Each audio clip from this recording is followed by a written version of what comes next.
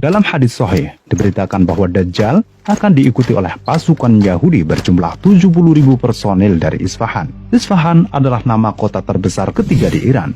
Isfahan saat ini menjadi salah satu kota dengan komunitas Yahudi terbesar di Iran. Pertanyaannya, bagaimana bisa komunitas Yahudi tumbuh di negara yang selama ini digembar-gemborkan sebagai anti-Yahudi?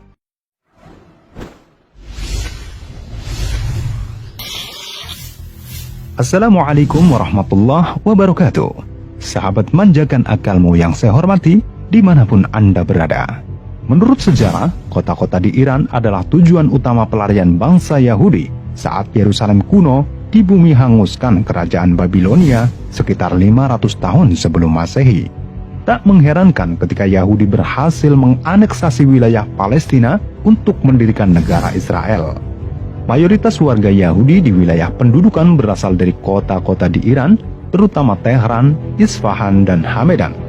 Warga Yahudi yang eksodus dari Iran diperkirakan mencapai 120.000 orang.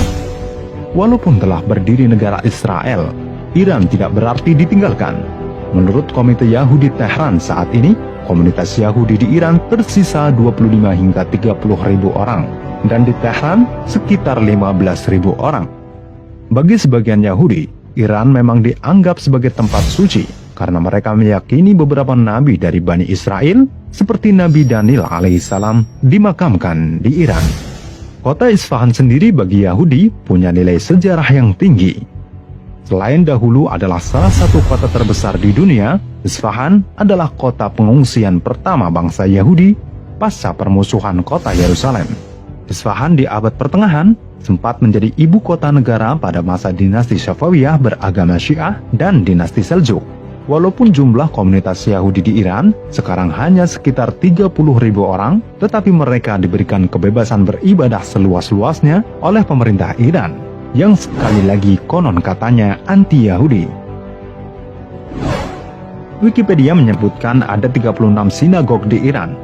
Separuh di antaranya berada di ibu kota Iran, Tehran. Di ranah politik, Yahudi bahkan punya wakil di parlemen Iran sejak lebih dari 1 abad yang lalu. Bandingkan dengan umat Islam yang mencapai 20% dari jumlah penduduk Iran, namun mendapatkan diskriminasi yang teramat kuat. Sekedar contoh, umat Islam sulit mendapatkan masjid untuk sholat Jumat di hampir seluruh wilayah Iran. Di Ahwas, yang sejatinya wilayah Arab, pembunuhan dan pemenjaraan atas umat Islam atau ulamanya sudah menjadi pemandangan yang umum. Selama ini, kita memang dininabobokan oleh opini yang berkembang bahwa Iran adalah negara anti-Yahudi, opini yang selama ini kita telan mentah-mentah. Tak banyak yang tahu bahwa sejatinya Iran berkolaborasi dengan Yahudi untuk menghancurkan umat Islam. Munculnya agama Syiah yang merupakan gado-gado Islam, Yahudi, dan Majusi yang diciptakan oleh Abdullah bin Sabah, seorang Yahudi asal Yaman, merupakan salah satu bukti yang menguatkan chemistry ini.